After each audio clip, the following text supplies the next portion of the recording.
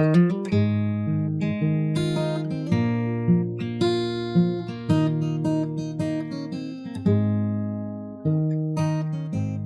there and welcome Spurs troops to the Steve Perryman Podcast. I want to just give a quick mention to, I'm not sure if anyone can hear the bells that are going off. They've got practice church bells ringing. But anyway, I'll carry on. I want to give a quick mention to Mike Godfrey, who organised a speaking event for me in Thetford in Norfolk. And I shared the stage and talking with Keith Hackett, who of course was the referee for the FA Cup final games in 1981. He was extremely interesting to listen to. He was responsible for getting the referees professional. He found the sponsor to pay for it, to get them fitter, to get their diet right, to get communication between the referees and the linesmen. So now he's not involved, and he had some very interesting things to say about the current regime. And so I think it'll be brilliant to have him on a future podcast. Absolutely. So it's just not kept to what I heard that night. It goes without saying that I cannot remember the name of the referee who officiated in the League Cup final defeat to Liverpool in 1982, the following March, as, of course, on the bad moments, you just get rid of it out of your brain. So, but also the reason for being so happy with that evening was when it was topped off by me reacquainting with Jimmy Pearce. Now, there's a name for older supporters, not you, Tom, but Howard, of course. And I knew that he lived in Ipswich. I haven't spoken to him for about 45 plus years. So I got in touch with him, invited him to the Carnegie Theatre in Thetford. And he really was going to be a special player and suffered with injury. He reminded me it was a wear and tear injury, so it wasn't like someone has been walking around with guilt for all those years, having finished his career. So it was a wear and tear thing. And Bill Nick really, really fancied him and put him as a real possibility to take over from Jimmy Greaves. And the fact he got injured doesn't stop him being a special character. So I loved talking to him, meeting with him, being part of it, and the crowd there, the audience treated him with such respect. So I think Jimmy was pleased that he turned up.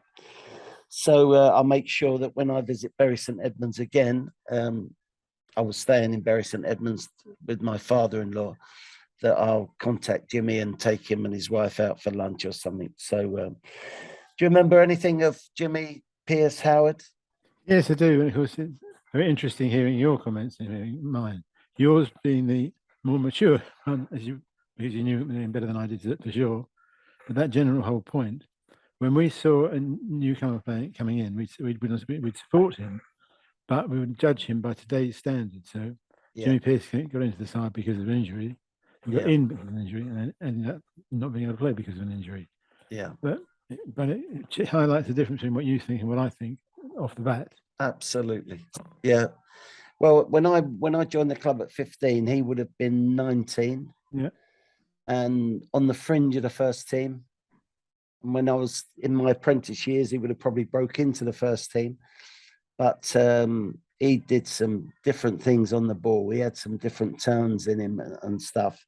So, of course, I've mentioned it before and I mention it again. It was him, Peter Collins, and Roger Morgan that all finished in the same year through injury. And that affected us down the line. And had something, not all to do, but had something to do with our relegation a few years on, because that group of players were missing 3 talents. So yeah.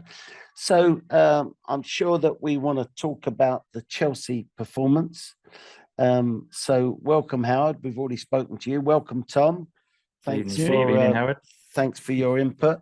Howard's come back visiting a lot of different places, starting off in Boston. And you had some problems on the way back, Howard, didn't you, to sort of affect your watching of the Chelsea game? Well, everything went swimmingly. We were due to land at 1:00 on Sunday, which gives me 3.5 hours to get home for the match. But at that point, the baggage handlers at Heathrow decided we don't like Virgin, and we stopped. So eventually got my last piece of luggage out 3.5 hours later. Wow. Which meant that just for one occasion reason, Viv was driving. I was actually pleased. Yeah, and she put some down, I suppose. Absolutely. She put some down. Tom, you watched the Chelsea game? You were settled nicely in the armchair? I started off settled in the armchair and ended up kind of in various areas around the front room at different points of the game. But yeah, it was bonkers, wasn't it? Absolutely bonkers. I mean, performance-wise, it left a lot to be desired, but spectacle-wise, it had everything you hope from a London derby against your fierce rivals, I think. Yeah, and to get the point. It looked like that he did it on purpose when he squeezed his hand, right? Yeah, there was something a bit nasty about that, wasn't there? And he says, what was it he said afterwards? I believe you look in your eyes when you shake your hand, when you shake someone's hand, and obviously he saw different. But there's always a photo to counteract something like that, because straight away on Twitter today, the pictures of him ignoring Sean Dyche after the Burnley game last season, refusing to look him in the eye and shaking, Tuchel refusing to look at Dyche in the eye and shaking his hand. There's always a photo, and you just end up sounding a bit classless, I think. You ever lost it that badly as manager, Steve? I've lost it on the touchline as a director of football. And nearly come to blows, but everything soon settles down, but you then look back on it and think, I shouldn't have done that. I shouldn't have said that. Yeah. Didn't get a red card or anything, but yeah, it's. There was a few refereeing issues there, wasn't there, in that performance? For instance, Tuchel running down the touchline. Yeah. That surely has got to be a second yellow card, doesn't it? Yeah. Surely. Yeah. And that Reece James as well. He should have had a second yellow for his celebration. But having said that, he should have also.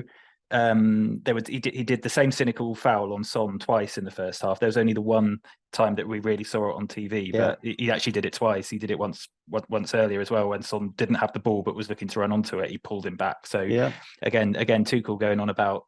I think he actually named Bentancur and Højbjerg as doing multiple cynical fouls throughout the game, whereas his players were set up to do exactly the same thing, and it's just and to level it up. Was it VAR used to see the pulling of the hair? They looked at it, and then I think the ruling was that it was not. It could have been a yellow card, but it wasn't red card, violent conduct, so they couldn't do anything about it. They couldn't. VAR's not there to give a free kick or something. It's there to make a decision on a red card, and they said it's not a red card, so we can't do anything else about whether it's a booking or a free kick. So the game carries on, and then obviously in comes the corner, and that led to the second corner for the goal. Yeah, I thought we attacked that ball on that last corner in that last knock-ins of a game. We attacked it with more urgency than what we normally do, and there were three of them, weren't there? I'm not sure why that is. Maybe it was just the inviting cross from Perisic. It was brilliant. Well, and didn't he have a good effect when he came on? Do you like him, Howard? Very nice. Like Perisic? Yeah. I've liked his attitude in the build-up to the season. Yeah.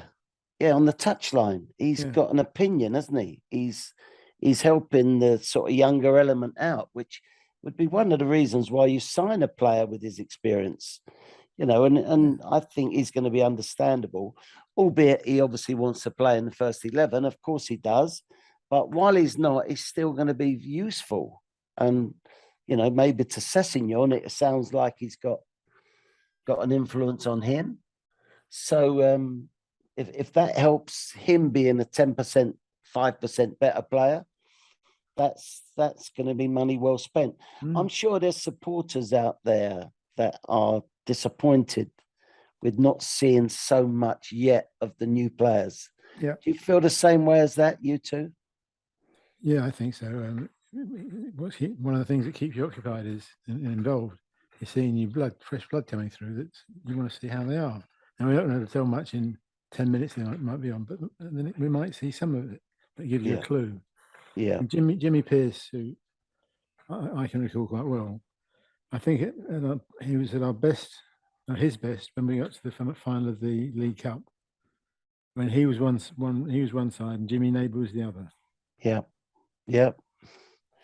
Jimmy Pearce could open up defences in a different way to Jimmy Neighbour. Jimmy Neighbour was about pace, trickery and pace. Now, of course, Jimmy Pearce had all of that, but it was there was more end product to Jimmy Pearce than to Jimmy Neighbour. But and what about you, Tom, with the new players? Do you think you need to see more of them quicker? I understand why people might be frustrated at not seeing them in the starting lineup. I certainly thought Perisic might have been a better option from the start yesterday in a game like that ahead of Sessegnon. But having said that, I just think we're two games in. We've got a first 11 at the moment that we've started with the first 11 that got us into the top 4 last season, and I think by not putting the new players straight in, Conte is kind of having a bit of respect for the players that did so well under him towards the end of the last season, and he's also but I don't think he will for a second be afraid to drop one of the so-called undroppables now and bring in one of those new players. He might look at Son's performance yesterday and think, well, look how well Richarlison did when he came on. So maybe we'll see Son dropped to the bench this weekend and Richarlison start against Wolves. But I just think that what we've really done, none of the signings we've made is a kind of shoe-in to come in and tear up the first 11, but they are all great advancements to the squad.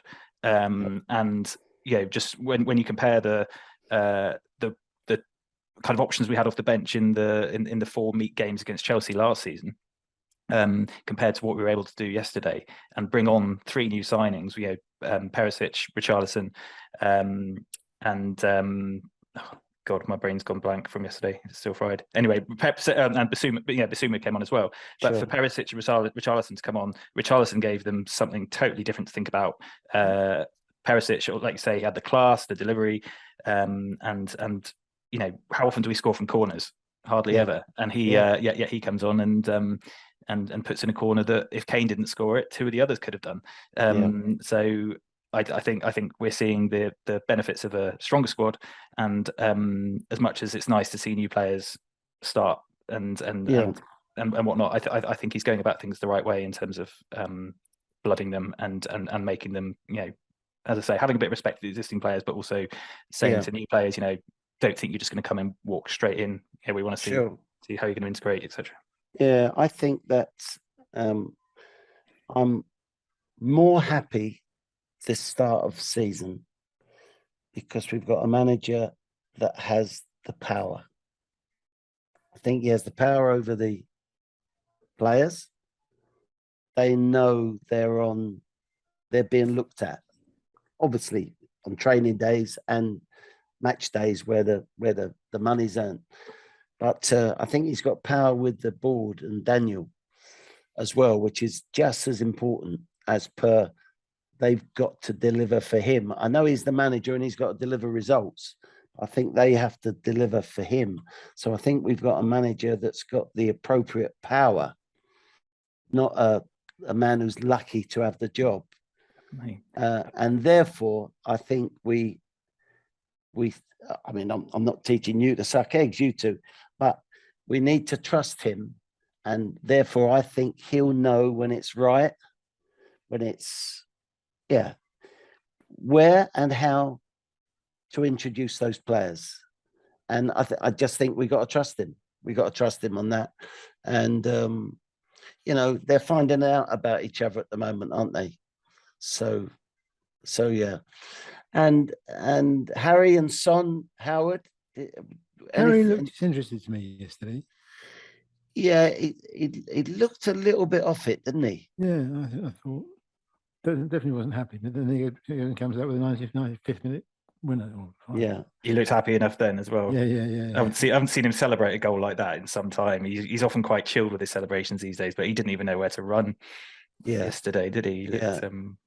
And Harry's normally got that regular sort of celebration, isn't he? Yeah. I'm just pleased when Harry is so important to our team. The old bugbear of mine, the knee slide. Well, don't do the knee slide. And while I'm at it, the socks over the knees, which Harry does do, I'm not sure about that one. And when Basuma came on, about the sleeves down being held by the fingers, not sure about that either. But perhaps that's me being old-fashioned. So anything we could have put right sooner? We sort of got a bit of a chasing in midfield, didn't we? Yeah. I think the what was slightly strange to me, well, not strange, but what's a little bit disappointing yesterday, like the very first point where I thought this doesn't feel quite right, was that first attack we had in the first few minutes where no one really had any conviction. Like Kulusevski, his decision making is normally so incisive, and Son's running is normally so incisive, and no one really seemed to want to go for it. And I just thought, I don't know if we're up for this today. As soon as that happened, and then like you say, their midfield absolutely tore us apart in that first half, and they just seemed to dominate that whole central area. They pressed us more than we could cope with, and we were lucky to go in only 1-0 down at half time. So, changes were there, possibly crying out to be made, but at the same time, what do I know compared to am I being too negative, Howard, where I was expecting us to concede a second goal before half time?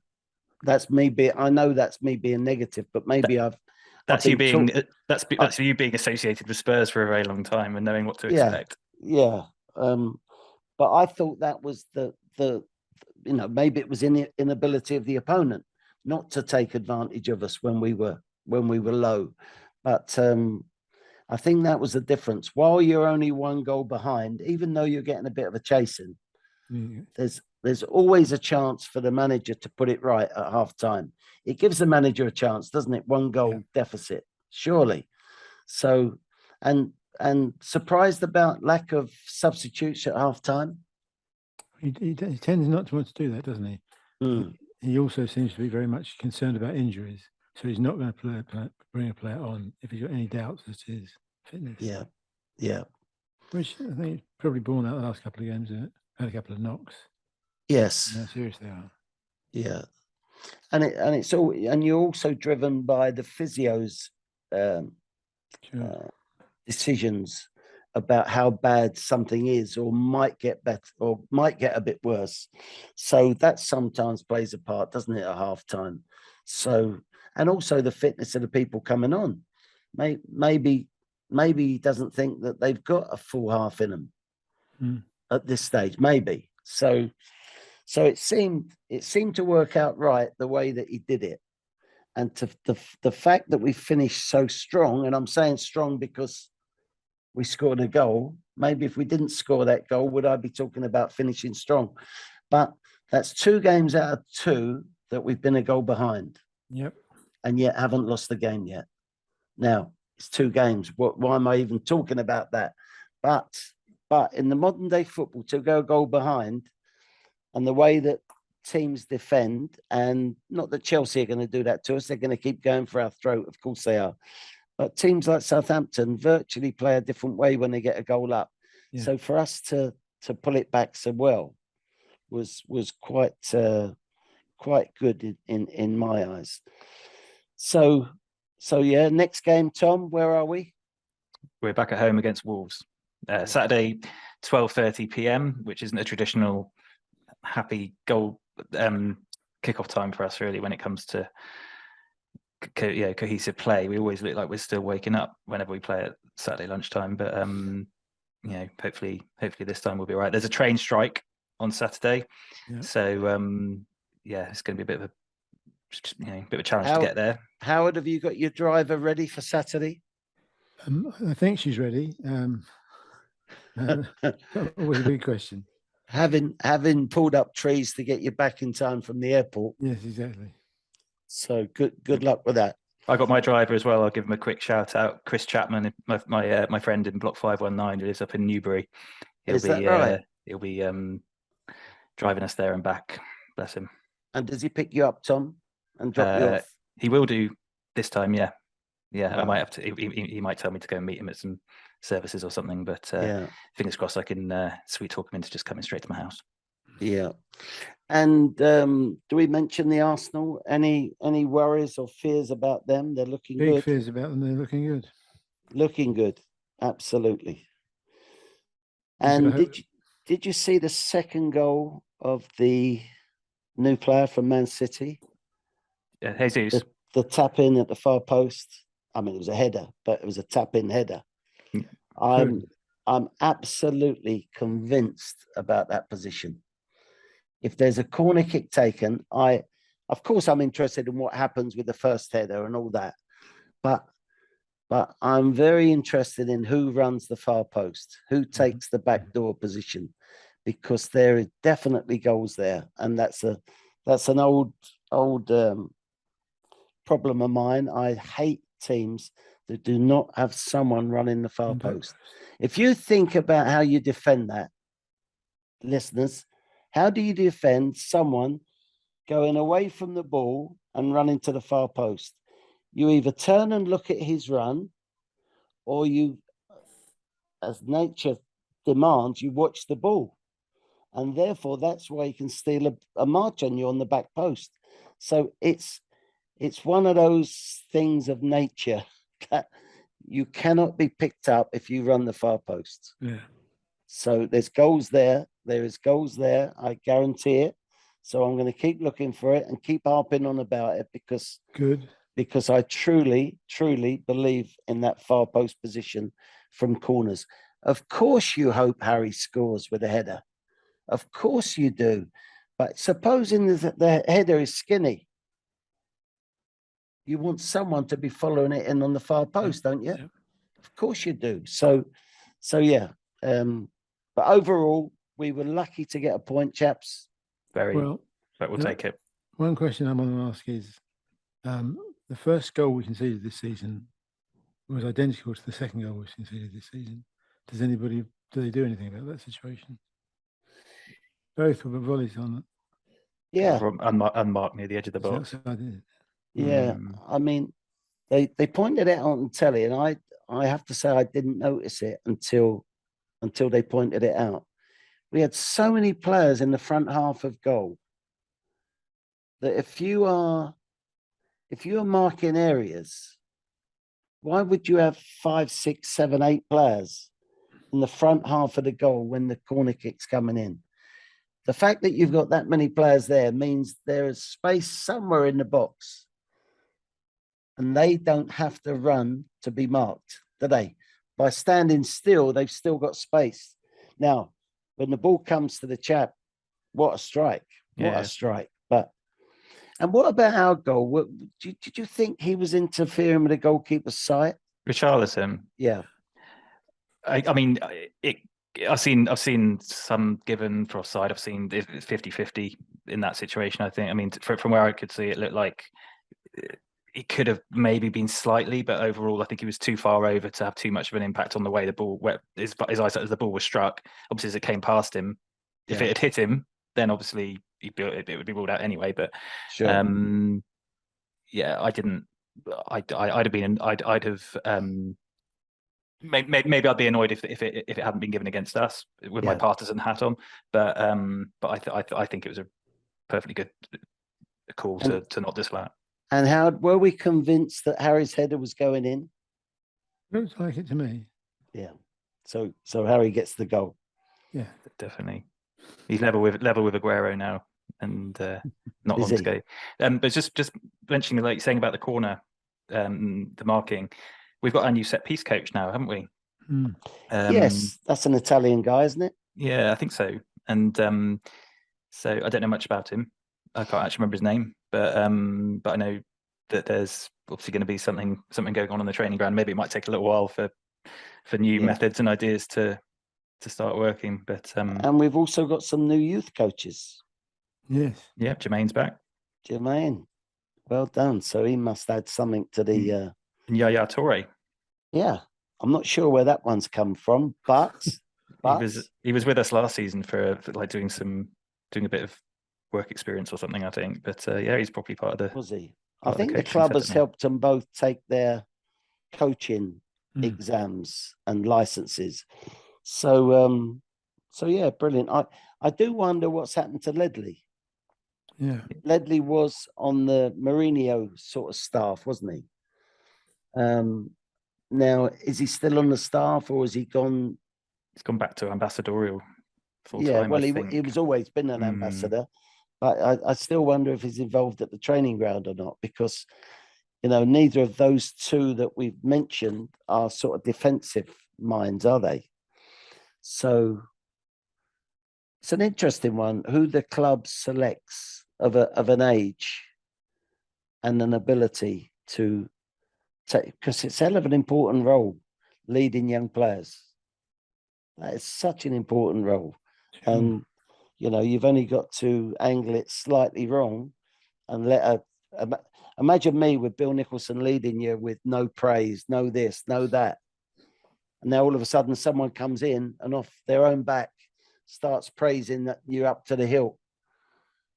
That I suppose they talk about these things before they make these appointments. So wouldn't guarantee that. Well, you do wonder, don't you? You wonder if there's a link or a join between the thoughts of the top team and the rest. It's obvious if you sack a manager, you don't want to sack all the staff, do you, and get everyone out and everyone new in. So they've probably got their own thoughts as a youth policy, youth development area, and but you wonder what messages do come down from the top into the so-called bottom. Not that it's not important, of course it is, but if you just, for instance, supposing I have this theory about the far post run on corners. Yep. If the first team think that, for instance, I'm not saying they do or don't, but if the first team think that, does that get mentioned in a club way, like a club rule, that this is a must position?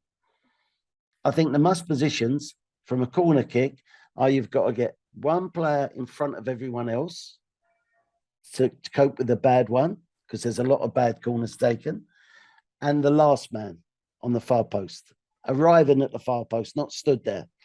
And if you get those two positions right, of course, that's not me mentioning about the three who could have headed it in. Harry did head it in. So they're obviously important positions as well. But in terms of consistency, I think you've got to get those two positions right. The first post, the first player for the bad one, and the far post for the back door. So, yeah, do those messages sort of get passed down through the coaching levels to the youngsters? I hope so. So yeah, I think we've spoken enough about Chelsea. And I want to mention Portsmouth Official Spurs Supporters Club. They are sponsoring Dane Scarlett in his loan move to obviously Portsmouth. So well done to you chaps down there on the coast. Thank you very much. I'm sure Dane is delighted that locals are keeping their eye on him. And I don't know what the sponsorship involves. Is it tie-ups? Is it pair of shorts or training kit or something like that? But it's good to see that that they're involved, the local Spurs Supporters Club. I had a good talk with Keith Birkinshaw on the phone today. He said to me that he feels that if he had a weakness, he was too interested in his teams being thought of as good football teams, playing good football. And I said, Keith, do not worry about that as far as Spurs supporters are concerned, because I think if you held a poll, 80% would say one of your strengths was that you played a football style that was in league with Tottenham Hotspur's history. So yeah, the one thing I always sort of mentioned to him and criticised him about was that in many-sided games, he always praised the flair, the skill. And I said to him one day, you need to, if you want us to become a better defensive unit, you got to start praising people that put the body in the way of the ball, in the way of the shot. So they take a hit on behalf of the team. If you just let that go and it's not rated as important, why should it be important for a player to keep doing? So yeah. And referee wise, from the games you've seen so far, have you noticed any changes, either of you? I mean, yesterday, I felt that Anthony Taylor kept it. Yeah, he let a lot go. Some are saying that benefited us more, but I think he let a lot go from Chelsea as well. So I don't know if that's going to be a theme, but certainly in the Southampton game as well, I felt that the game was they let the game flow, and there weren't any kind of daft stoppages, which could be more to do with the way the players played it. But certainly yesterday, I felt that they let the game go, particularly for a derby, which was quite high octane and crunching tackles and things. But it made for a much better spectacle. Souness said, and he's been criticised for saying it, that it came back to being a man's game. Howard, did you see it like that? I didn't hear him say that. Yeah. He's been picked up on it. To do that. He's been picked up on it. But in terms of the referee not giving a foul just because a player fell over or ended up on the floor, I think was a major turning point in the game. Having less stoppages, I thought that is being looked upon by referees now, that you do not give a foul just because of coming together of players and one ends up on the floor. And of course, the crowd, whoever the home crowd is, cheers loudest and calls for the foul. But I think people like Harry have got to be a bit careful now. I think they're going to be looked upon as, was that a foul or was it just a coming together with my pundit's hat on? So, and the other thing that's been mentioned is that they've decided, the referees, that the goalkeepers are the number one route to wasting time. Exactly.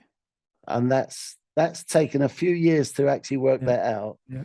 But I saw a goalkeeper, Chelsea goalkeeper, was pulled up when they were winning 2-1. Chelsea goalkeeper got a yellow card because he took too long over a goal kick or something. So there's a couple of improvements been made there. I think he made a couple of mistakes, the referee, but I like the ambition of wanting to change the way that the game's going. So hopefully that continues. So, okay, chaps, thank you very much. We're unbeaten, 4 points out of 6.